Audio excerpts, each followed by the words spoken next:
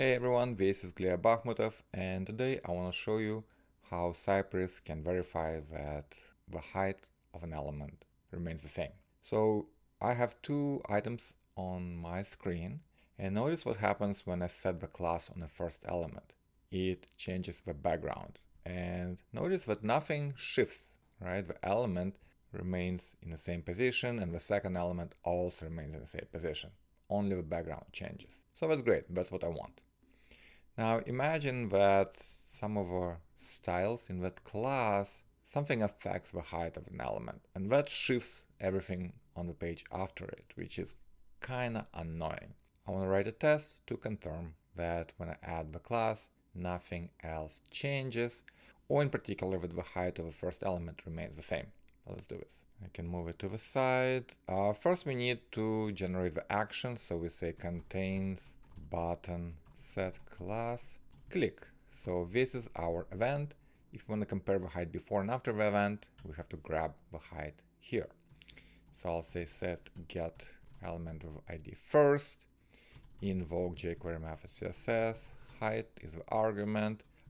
It's a string, so let's print it, and then we get it as initial value. Anytime you get something from the app, you have to pass it to sideline callback as an argument. After we click on the button, we get the same element, and we can confirm that the class is there.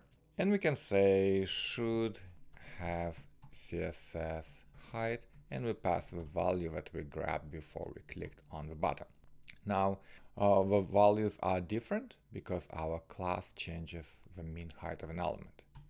But even if we change nothing, notice because of the layout computation and floating points, there could be 1/10 of a pixel difference in the computed height of an element. And we cannot compare heights as strings. Okay, we need to convert them to numbers and then compare with a tolerance. So right here, when we got the height, we can pass that value to parse float. It grabs just the number, ignores everything after the number, after the digits. So now we have 31.998. We can do the same thing right here. Once we grab the string, once we grab the element, we can invoke CSS height, parse float, and the value should be close to. So instead of equals, we use close to original height with a tolerance of, let's say, 1/1000th of a pixel. Perfect. This is the way I would confirm that the height of an element stays the same after a click on a button and a class is added to the element.